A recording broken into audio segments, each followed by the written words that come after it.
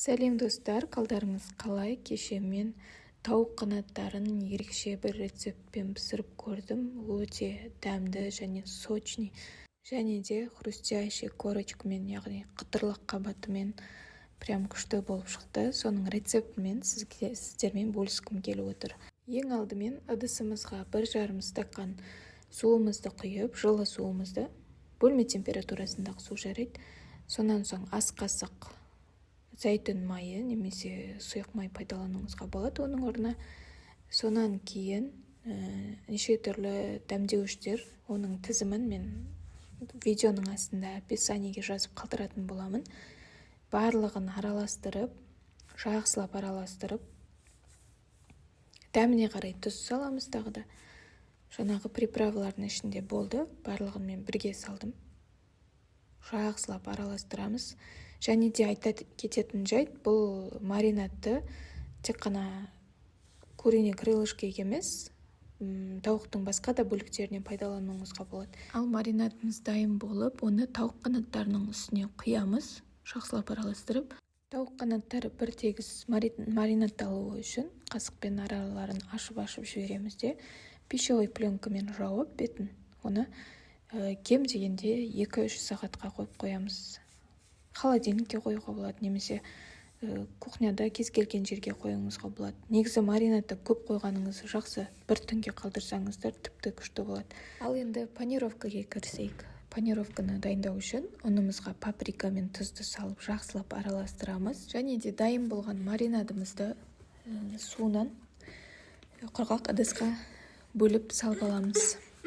Айтпақшы, тағы бір ескерте кететін жайт, приправаларды мана салған кезде маринадқа, егер үйдегілер ащыны жақсы көретін болса, онда ащы қызыл бұрышты көбірек салғаныңыз жақсы.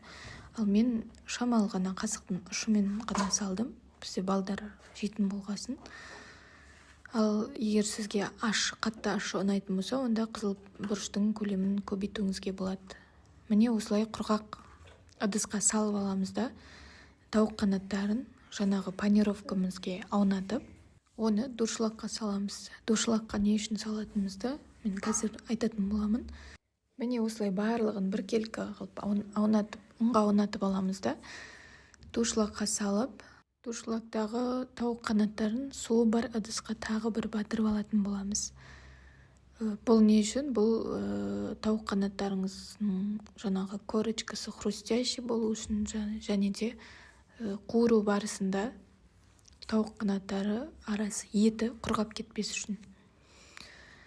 Міне тағы да қайталаймыз. Суға батырып алынған тауық қанаттарын қайтадан панировкаға аунатамыз.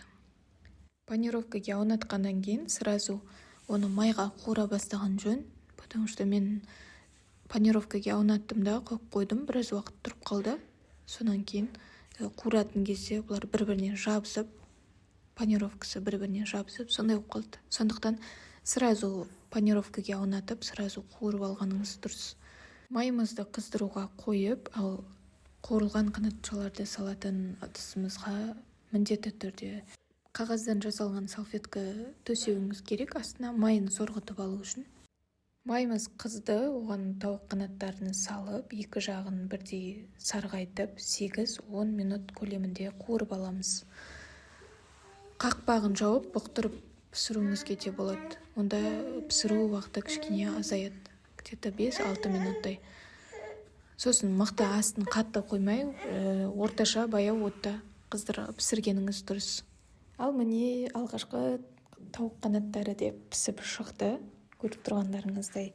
Сап-сары, көз тартарлықтай әдемі, дәмі де өте керемет болып шықты. Міндетті түрде менің осы рецептіммен жасап көріңіздер. Сіздерге ұнайтынына сөзсіз сенімдімін.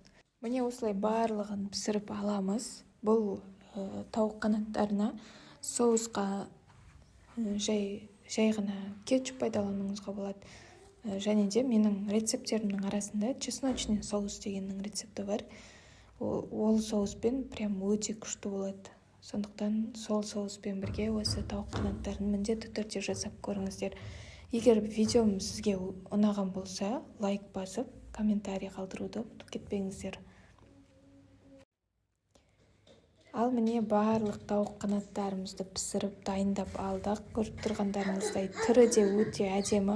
Тістегенде прям хрустящий болып тұр ғой, күшті болып қытырлап. Міне міндетті түрде жасап көріңіздер. Іші толық піскен, көріп тұрғандарыңыздай.